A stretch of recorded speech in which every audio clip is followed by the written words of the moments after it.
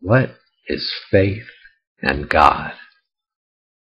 I use the term God to refer to the creative source which witnesses all forms of life, including the forms of fear or anger or sadness. All of those forms are forms of life or of God, patterns of life or of God. You and I are such forms. As for faith, let's be clear that many people may use the word faith, but yet completely lack faith. Instead, having only sincere belief relating to presumptively, even desperately, worshiping particular constructions made of words. Faith relates to recognizing that constructions made of words are simply symbolic constructions made of words. So because I have faith in God, as in consciously using the label God, not as a desperate insistence, but simply as a linguistic label, I would have no issue with someone else using that label differently, or not at all. If someone else used the term Allah, or Yahweh, or Jehovah, or Brahman, or spoke with an accent different from mine when pronouncing these words, or with a language different from mine when referencing this kind of concept that I'm referencing when I use the word God, well, that would have no conflict with my faith. They could use a different language, use a different pronunciation, use a different spelling, use a different cursive or capital letters. None of that would make a difference to me, right? My conscious use of language is faith. So other people's practices can't conflict with my faith, my conscious use of language as a practice, because my practice is independent of anyone else's practice, anyone else's use of words. Faith pertains to conscious use of linguistic labels. Now someone may say, my body has been possessed by the demons of cancer, diabetes, obesity, and baldness. But that's not speaking in faith. That is belief, which is presumptive and based on fear. So the fruits of speaking from fear and the fruits of speaking from faith are quite distinct, they're quite contrasting, and one can notice or recognize faith or fear or divisiveness from the fruits of that mode of operation, that way of being, that way of speaking, that way of labeling, relating. So to say somebody has been possessed by demons of cancer and so on, baldness, well, that's just the mechanical repetition of the curses which have been pronounced on them by the priests of Western medicine.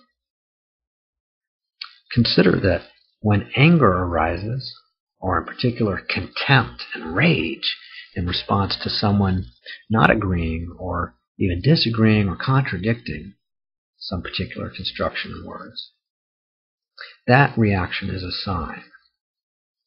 That fearful, terrified rage is a sign of belief rather than faith, mere presumptive, sincere belief.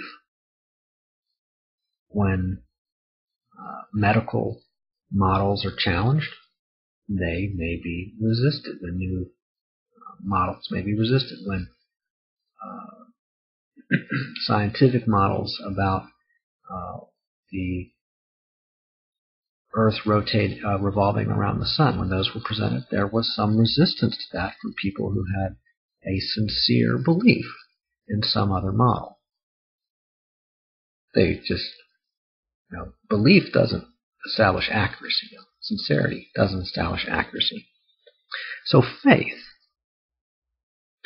does not react with rage. Faith isn't afraid. Faith casts out fear. You may have heard a phrase like that. Faith does not react with rage. And these are things that you can kind of consider on your own. You know when someone is speaking from a position of confidence, faith, and experience. Sometimes, at least, you can recognize that. Or even more so, sometimes you can recognize when people are not speaking from confidence and faith. You can notice their skepticism, their shyness, maybe their fear. You can notice something, whatever we label it. Sometimes you notice, wow, somebody's really terrified. For them to be that loud and angry, they must be just terrified. Faith has no conflict with alternate constructions in language. Faith has no conflict with alternate beliefs, alternate faiths, we might say. I'm not really talking about faiths. I'm talking about faith. When people talk about faiths with an S, they're usually talking about systems of belief. I'm not talking about systems of belief. I'm talking about faith. So someone without understanding may argue that a year is composed of 12 parts called months, not 4 parts called seasons. That would be a misunderstanding of the words involved.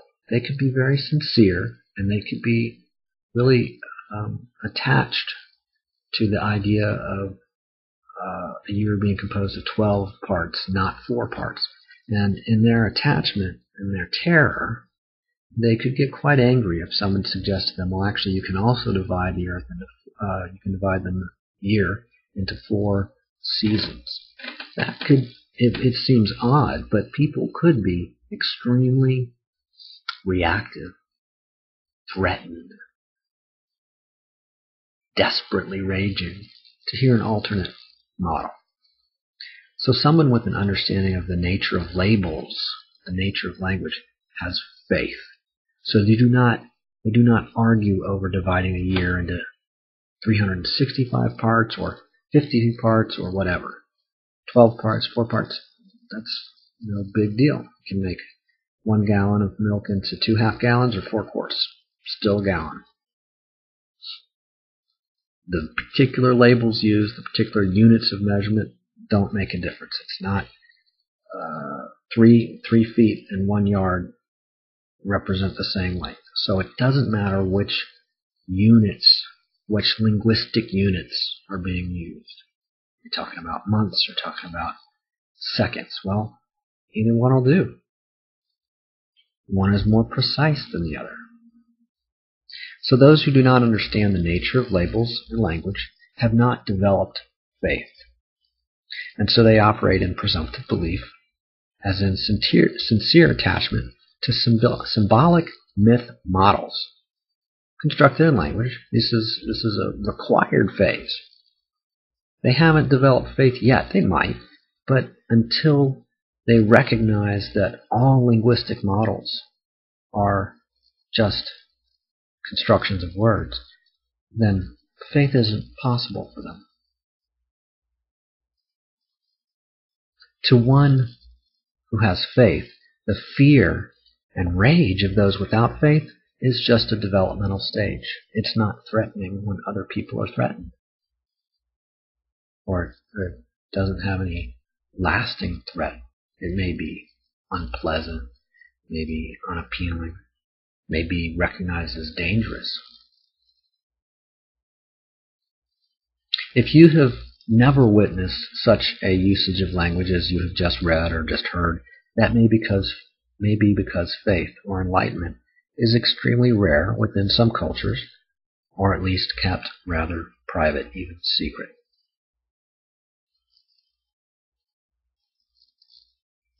You're welcome to look at some of my other articles. Thanks for listening.